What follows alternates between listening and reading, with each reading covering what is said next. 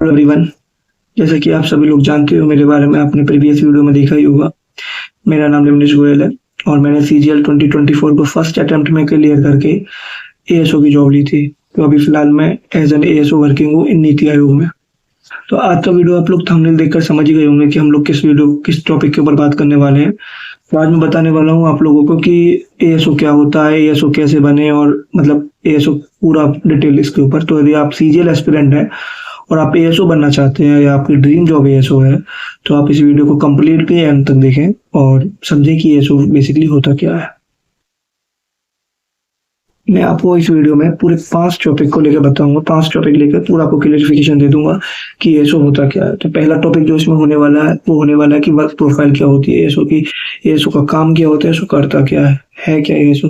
दूसरा मैं इसमें बताने वाला हूँ कि एएसओ की एटलीस्ट सैलरी कितनी होती है, जो आज की मेरी करंट डेट में सैलरी है, क्योंकि मैं भी न्यू ज्वाइन हुआ हूँ तो मैं भी नई सैलरी बता सकता हूँ आपको। तीसरा मैं इसमें बताने वाला हूँ कि एएसओ की पोस्टिंग कहाँ होती है और लोकेशन क्या क्या रह सकती है एएसओ की। चौथा मैं इसमें जो बताऊंगा वो इस टॉपिक के ऊपर बात करेंगे कि एएसओ का जो प्रमोशन है, मतलब सबका मेन टॉपिक 2 ही होते हैं, तो एक तो सैलरी जो कि सबकी है और दूसरा प्रमोशन कि भाई हम प्रमोशन कितनी जल्दी ले सकते हैं या एएसओ में कंपेयर वाइज कितना अच्छा प्रमोशन होता है। तो हम चौथा प्रमोशन के ऊपर बात करेंगे। और पांचवा जो मैं इसमें बताने वाला हूँ मेन चीज ये है कि मैं इसमें अपना वर्क एक्सपीरियंस शेयर करूंगा कि अभी मैं एएसओ मेरा टाइम हो गया जितना भी, तो मेरे को अपना पर्सनल एक्सपीरियंस कैसा लगता है एएसओ में, तो जो कि आपको किसी भी बुक में नहीं मिलेगा, किसी भी पीडीएफ में नहीं मिलेगा और ना ही आज तक कभी किसी यूट्यूबर ने डिटेल में बताया होगा कि पर्सनल एक्सपीरियंस उसका एएसओ का क्या है। ठीक है, तो आप एंड तक बने रहिए और एंड तक इस वीडियो को पूरा देखिए यदि आपको एएसओ के बारे में कंप्लीटली जाना। तो चलिए स्टार्ट करते हैं फिर बिना किसी देरी के। हाँ जी, तो हम आज बात करने वाले हैं नंबर 1 टॉपिक के ऊपर, जो कि होता है एएसओ का वर्क प्रोफाइल हाइट।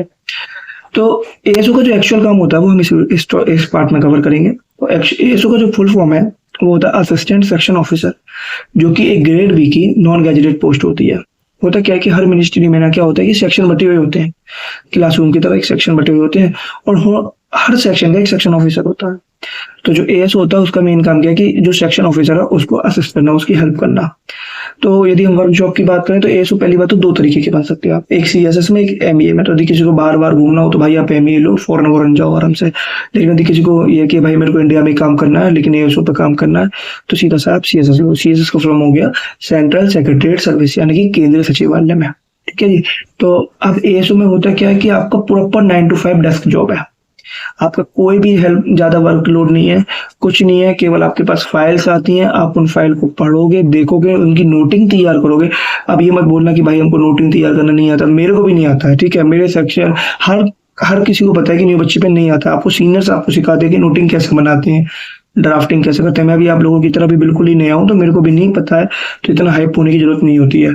आपको बहुत इजीली सिखाया जाता है कि नोटिंग कैसे बनाते हैं, ड्राफ्टिंग कैसे करती हैं, पीसी कैसे। आप नॉर्मली कंप्यूटर पढ़ते हो तो कम आपको नॉलेज हो ही जाता है। बहुत इजी जॉब है, बहुत अच्छी जॉब है और एक ग्रेड बी की जॉब मिलती है आपको। तो ज्यादा वर्कलोड नहीं है, मुश्किल से 3 से 4 घंटे का आपको काम होता है। तो इसके बाद आप बिल्कुल फ्री हो। यदि आप कंटिन्यूस काम करो तो इतने तक का होता ही है, बाकी आप आराम से 5:30 के बाद फ्री हूँ। ठीक है, काम कुछ नहीं है ज्यादा, बस एक केवल और केवल आपको नोटिंग बनाकर उसको सबमिट करना है, इससे ज्यादा कुछ नहीं है। कुल मिलाकर हम ये कह सकते हैं कि यहाँ पर आपको एक प्रॉपर डेस्क जॉब वाला और एक आराम वाली नौकरी का बहुत अच्छा मिल जाता है, जो कि मेरे को पर्सनली बहुत ही ज्यादा पसंद आता है। तो अब हम जो बात करने वाले हैं वो सबका फेवरेट पार्ट है, वो है सैलरी। कि भाई एएसओ की सैलरी कितनी होती है, इन हैंड हमको कितना मिलता है, हमको पर्क्स क्या क्या मिलते हैं, फायदा क्या क्या, वो हम अब बात करने वाले हैं, जो कि सबका फेवरेट पार्ट। और मुझे पता है ज्यादा जो मोस्ट रिप्लेड रहेंगे वो इसी पे आने वाले हैं। ठीक है, तो मैं बात करता हूँ चलो एएसओ की सैलरी की। तो अभी जो करंट में एएसओ की सैलरी है, एएसओ जो है वो लेवल 7 की जॉब है, मतलब ग्रेड पे के हिसाब से हम देखें तो 4600 ग्रेड पे एएसओ का होता है। तो जब लेवल 7 एएसओ का है तो उसका बेसिक पे देखते हैं हम लोग। तो बेसिक पे जो है वो लेवल 7 पे वो 44,900 रुपए है, यानी कि 44,900। ये उसका बेसिक पे हो गया। अब उसमें क्या होता है कि गवर्नमेंट आपको कुछ चीजें भी देती है एक्स्ट्रा, जैसे कि एचआरए होता है। यदि आप गवर्नमेंट का क्वार्टर नहीं लेते हो और अपने क्वार्टर में रहना चाहते हो तो गवर्नमेंट आपको एचआरए देती है, जो कि हर सिटी के हिसाब से अलग अलग होता है। जैसे कि मैं दिल्ली में हूँ, तो दिल्ली में जो एक्स सिटी में आता है दिल्ली, तो दिल्ली में आपको 30% मिलेगा। वाई सिटी में आता है कुछ सिटीज, तो आपको वहाँ पे 20%, 30, और जेड सिटी में शायद 10% है। लेकिन मैं एक्स सिटी में हूँ तो मेरे को 30% मिलता है। और कुछ डीए मिलता है। डीए क्या होता है कि हर साल उसको बोलते हैं हिंदी में महंगाई भत्ता, डियरेंस अलाउंस। हर साल उसमें कुछ ना कुछ इंक्रीज करती रहती है, 6 महीने पर वो साल में 2 बार इंक्रीज होता ही होता है। तो अभी जो फिलहाल है करंट में वो 55% है, तो मेरी सैलरी में 55% लग के आता है। और उसके अलावा ट्रैवलिंग अलाउंस जो कि आप लोग जाते आते हो तो टीपीटी अलाउंस के हिसाब से देती है, तो वो कुल मिला के 5580 रुपये अभी हमको मिलता है।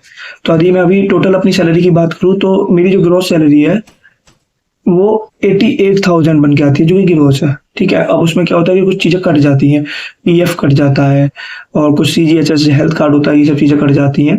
तो ये सब कटने के बाद जो मेरी सैलरी इन हैंड आती है वो 81 के आती है पूरी। ठीक है ना।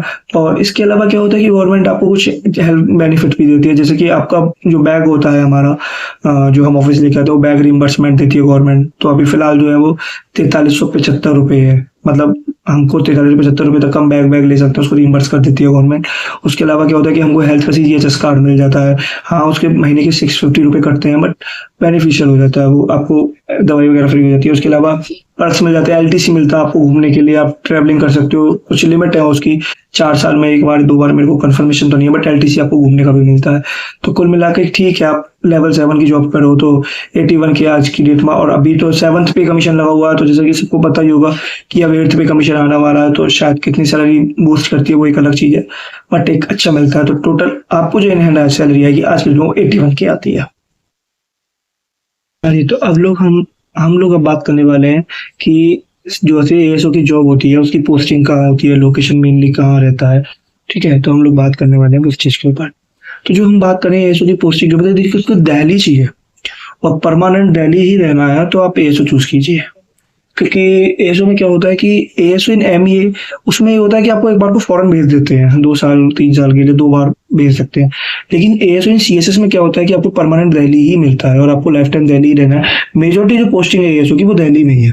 कुछ है एएसओ इन आईबी, एएसओ इन ईडी, वहां पर आपको एक बार को ये हो जाता है कि आप कहीं और आपका किसी स्टेट में हो सकता है। लेकिन ज्यादातर मैं मानूं तो एएसओ इन सीएसएस है, क्योंकि एएसओ इन सीएसएस का मतलब ही क्या है कि आप केंद्रीय सचिवालय में जॉब कर रहे हो। तो सचिवालय का होता है जो मिनिस्ट्री है, पार्लियामेंट है वहां है, तो पार्लियामेंट दिल्ली में है। और जब तक पार्लियामेंट दिल्ली में, जब तक आपको दिल्ली में आना है और एक स्टेबल मेट्रो लाइफ चाहिए, पर्सनल ग्रोथ चाहिए, एनवायरनमेंट अच्छा चाहिए, तो आप दिल्ली चूज कीजिए, आप एएसओ चूज कीजिए। उसके अलावा आप कहीं और जाओगे तो 100% आप किसी और स्टेट में पहुंचोगे, क्योंकि दिल्ली में आपको ट्रांसफरेबल नहीं है।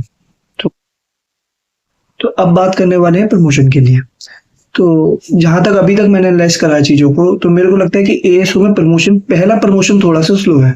लेकिन यदि आपने पहला प्रमोशन बहुत इजीली ले लिया तो आपके सारे आगे के जो प्रमोशन है वो बहुत अच्छे से होते चले जाते हैं। जैसे कि मैंने कि इनकम टैक्स इंस्पेक्टर में हो गया, जीएसटी में हो गया, इसमें मैंने बहुत अच्छे से एनालाइज करा। तो इनकम टैक्स इंस्पेक्टर से ऑफिसर बनने में आपको लगभग 10-12 साल लग जाते हैं। ऐसे आपका जीएसटी में भी हो जाता है।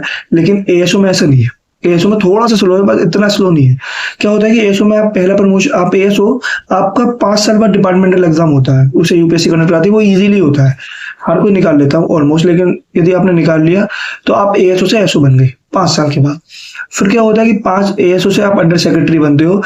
तो एएसओ जो है वो लेवल 8 और लेवल 10 होता है। सीएसएस में लेवल 9 की नहीं होता, लेवल 7 पे आप एएसओ, लेवल 8 पे आप एसओ पहुंचोगे, 4 साल के बाद आप लेवल 9 पे एसओ हो गए, फिर लेवल 10 पर सॉरी लेवल 9 नहीं, लेवल 8 पे एसओ हो गए, फिर 4 साल के बाद आप लेवल 10 पर एसओ हो गए, फिर लेवल 11 लगेगा आपका अंडर सेक्रेटरी का, जो कि 8 साल बाद हो जाता है। तो पहला प्रमोशन आपका डिपार्टमेंटल एग्जाम क्लियर करके 5 साल बाद है। उसके बाद 8 साल के बाद आप अंडर सेक्रेटरी पे आ गए, जो कि लेवल 11 की जॉब हो गई। उसके 5 साल 7 साल बाद आप डिप्टी सेक्रेटरी पे आ जाते हो, फिर गो ऑन आपका चलता रहता है। मतलब आप हर 7 साल 5 साल में प्रमोशन ले सकते हो, इतना है इसमें। लेकिन यदि देखा जाए कि और एग्जाम्स के और जॉब्स के रिकॉर्डिंग बहुत ईजी है, बस बेसिकली होना ये चाहिए कि आपको पहला यूपीएससी वाला एग्जाम निकल जाना चाहिए, जो एएसओ से एसओ के लिए होता है। यदि आप वो नहीं निकाल पाए तो आपका प्रमोशन जो है वो लगभग 8 से 10 साल तक का खिंच जाता है। वो पहला लेट हो गया तो आपको डेफिनेटली सारे ही लेट हो गए, फिर आप डिप्टी सेक्रेटरी पे एंड कर जाओगे। लेकिन यदि आप डिपार्टमेंटल कीजिए तो आप जॉइंट सेक्रेटरी, डायरेक्टर से ऊपर तक जा सकते हैं। हाँ जी, तो अब हम बात करने वाले हैं मेरे फेवरेट टॉपिक पर, जो कि है मेरा पर्सनल लाइफ एक्सपीरियंस। अभी तक जैसे कि मैं अभी नए हुआ हूँ, लेकिन मुझे टाइम जितना भी टाइम हुआ है उस हिसाब से यदि मैं बात करूँ तो मैं अपना पर्सनल लाइफ एक्सपीरियंस आपके साथ शेयर करने वाला हूँ एएसओ का। तो यदि हम बात करें अभी तक मेरा जो रहा है वो यही है कि एएसओ यार बहुत ठीक जॉब, बहुत बैलेंस जॉब है, बहुत ज़्यादा डिसिप्लिन वाली जॉब है, और ज़्यादा काम नहीं है, ज़्यादा वर्कलोड नहीं है, प्रॉपर डेस्क जॉब है, ना कोई फील्ड है, ना पब्लिक डीलिंग है। क्योंकि जहाँ पब्लिक डीलिंग होती है वहाँ किचकिचबाजी बहुत ज़्यादा होती है। आपकी इसमें पब्लिक डीलिंग बिल्कुल नहीं है, आपकी प्रॉपर डेस्क जॉब है। आप आओ सुबह 9 बजे, आराम से अपना 5 बजे आप ऑफिस, 5:30 बजे आपका ऑफिस क्लोज हो गया, आप अपने घर चले गए। आपके पास पूरी इवनिंग बची हुई है कि आप अपनी फैमिली को भी एटलीस्ट टाइम दे सकते हो। ठीक है ना, क्योंकि होता क्या है कि गवर्नमेंट जॉब के बाद आप अपनी फैमिली को टाइम नहीं दे पाते हो। तो ऐसे में आपको ये फायदा मिल जाता है कि आप अपनी फैमिली को बहुत अच्छे से टाइम दे पाते हो, आपका इवनिंग टाइम पूरा फ्री है। कभी कभी ओवर टाइम हो जाता है या कभी कभी कुछ इवेंट हो जाता है तो बात अलग है। जैसे कि अभी मैं नीति आयोग में हूँ, तो मैं नीति आयोग में आके 3 चीज का एक्सपोजर सीख पाया हूँ बस। पहला जो एडमिनिस्ट्रेशन होता है, दूसरा जो आप हम लोग इवेंट ऑर्गेनाइज करते हैं, और तीसरा पॉलिसी मेकिंग का। तो इन 3 के अलावा मेरे पास कुछ भी काम चौथा नहीं आता है अभी तक, और ना मेरे को लगता है कि नीति आयोग में इस 3 के अलावा चौथा कोई काम है।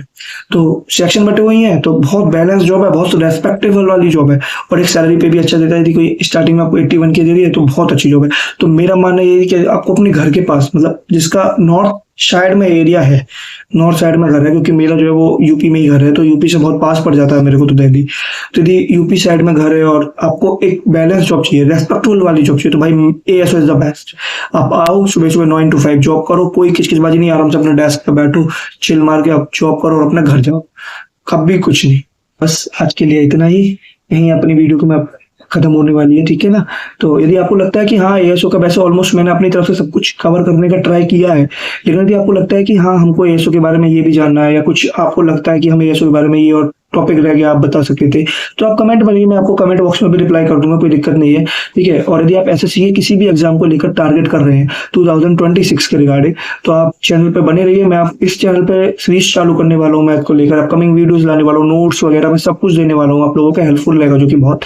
तो आप बने रहिए, इस वीडियो को बहुत ज्यादा प्यार दीजिए, लाइक कीजिए कि हाँ आपको पसंद आता है, सब्सक्राइब कीजिए चैनल को मेरे अपकमिंग वीडियोस के लिए, अपनी इंफॉर्मेटिव जर्नी के लिए, और सब्सक्राइब कीजिए, शेयर कीजिए अपने उन दोस्तों के साथ जो एएसओ बनना चाहते हैं। बाय द वे, यदि आप एएसओ बनना चाहते हैं तो आप भी इस चैनल पर बने रहिए, ठीक है। आप कमेंट करके ये जरूर बताना कि आप एसएससी सीजीएल के थ्रू किस पोस्ट को टारगेट कर रहे हो। मैं ये जानना चाहता हूँ कि आप लोग किस पोस्ट के लिए ज्यादा फेमस होना चाह रहे हो, ठीक है। ओके, तो आपके लिए बस इतना ही, थैंक यू।